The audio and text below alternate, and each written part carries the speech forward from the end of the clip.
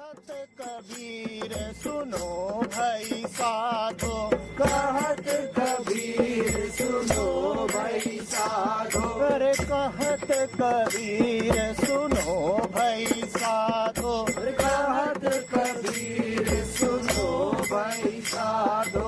साहब मिले सबूरी में, अरे साहब मिले सबूरी में, मन लागो यार फकीरी में, मन लागो।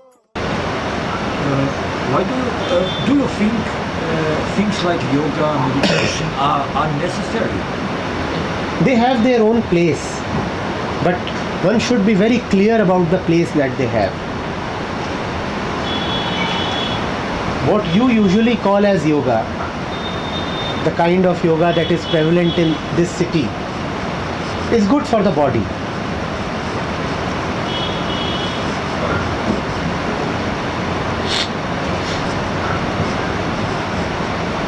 But do not take it as a means to salvation. If it is being sold as something mystical or spiritual, then it is not. In fact, to try to achieve salvation through yoga is just an exhibition of the ego. The ego is saying that by doing this or that, or stretching my limbs or sitting in a particular posture, I will reach God. You sit in whatever posture you like, you do whatever you want to do with the breath or the body, you will not get God. But as I see it, I'm talking about my experience. These things are helping to calm the mind, and so we can be closer to what we are saying, to silence. And without these tools, it's much harder. You can calm the mind. You can calm the mind and believe that you calmed the mind. You can calm the mind and believe that you calmed the mind, and in the process cause greater agitation to yourself. There is no method except surrender. Direct, unconditional surrender. If you know that your mind is calm because the body is feeling better, and you are the one who did something to make the body feel better, then that is just an extension of the ego. The real happens never due to your planning or your effort, because the real never happens. It is already there, it does not need to happen. It is the only happening. How can it happen anymore? But we are all intent upon somehow making the real happen. I will go and try so hard that I'll get the truth. Is truth an apple or something? You don't often get even apples due to your effort.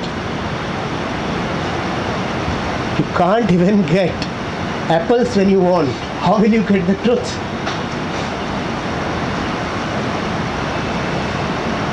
Huh?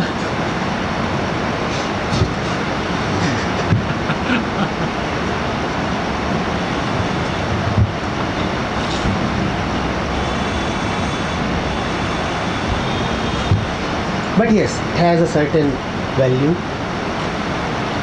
When the body is fit, there is no doubt that the mind does not have to think about it. So in that space, it has a certain value. So then it's really out of your control whether you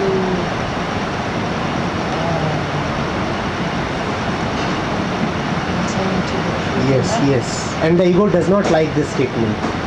The statement is, this proves that it is out of your control, the matter of truth, whether you get truth or not. Yes, please realize this as soon as possible.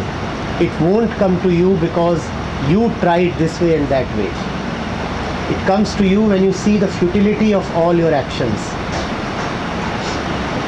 From morning till evening, whatever you are doing, when you see the futility inherent in them, That is the truth. That silence. And mind you, from that silence, great action emerges. It is not as if no action would happen. Your heart would come to no action, and the body and the mind would act vigorously.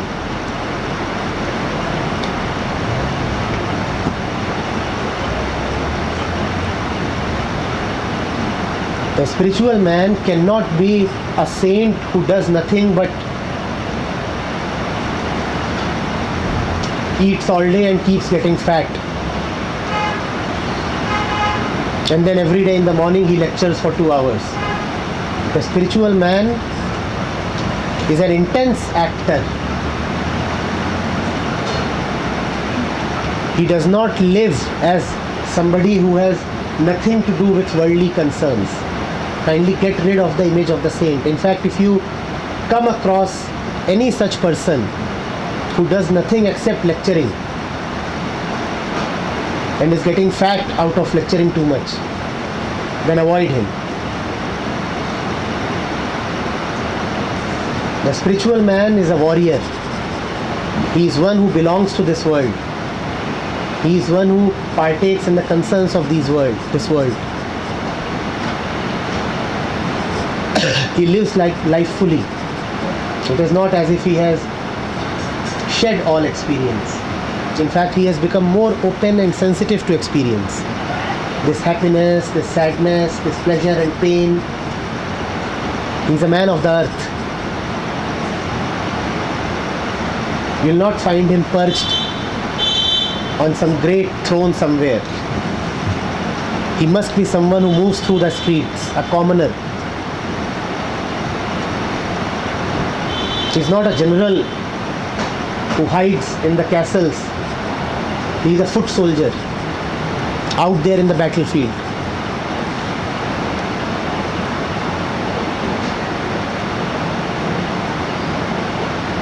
Are you getting it? Truth is not about renouncing the world or something. The man of truth, I repeat, is a man of great action.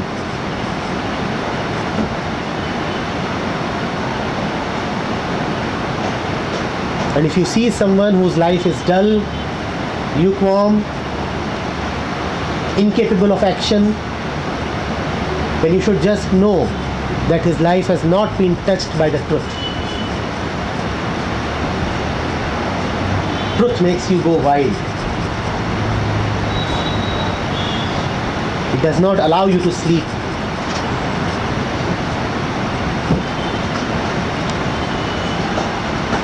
The dance of truth is a mad dance. It is a dance of your destruction. It's a dance in which you come alive.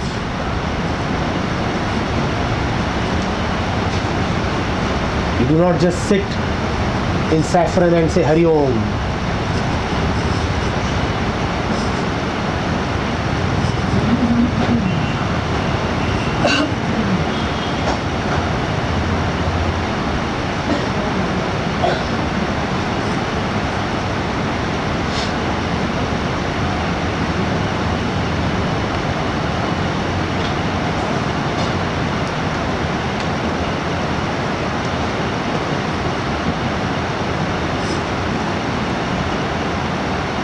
Kabir never made preaching his profession. He was a weaver and he remained a weaver. You must ask all the so-called spiritual ones, what do you do except wagging your tongue? And how do you know anything of life if you are not living anymore? You do not meet the commoners. You don't earn anything, you live on donations. You don't go to the markets to sell anything. You don't have to buy anything because all is bought for you by your followers. You don't mingle with women anymore because that destroys your reputation. Now, how do you know anything about life? If you are a man and you're not meeting women as a man anymore, what do you know about life? From where else does one know about life? Does some great truth descend from the heavens? One knows the truth only in these simple daily experiences of everyday living. And if you have blocked out these everyday experiences, how are you in touch with the truth anymore? How?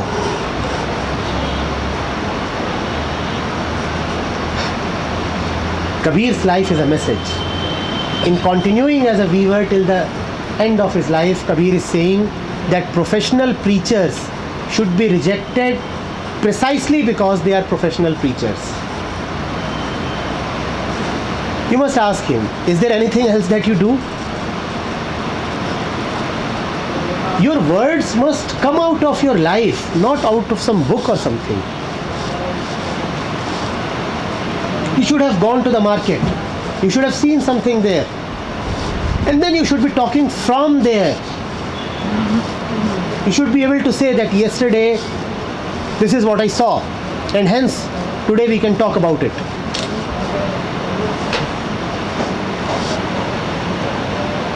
Huh? When Kabir talks, he makes the entire world his instrument. He uses the thread as a metaphor. He uses the loom as a metaphor. He uses the color as a metaphor. He uses the selling as a metaphor. There is nothing in the whole world which Kabir does not use as a metaphor. Even dogs. This means that he is a man who is really living intimately with life. He is not just talking some great high-flying theory. Deep awareness, pure consciousness. Kabir will never talk of all that. Because he is real. He is not coming from a book or from a tradition. He is not coming from rote learning. Whatever he is saying is arising from his heart. And hence it is so practical.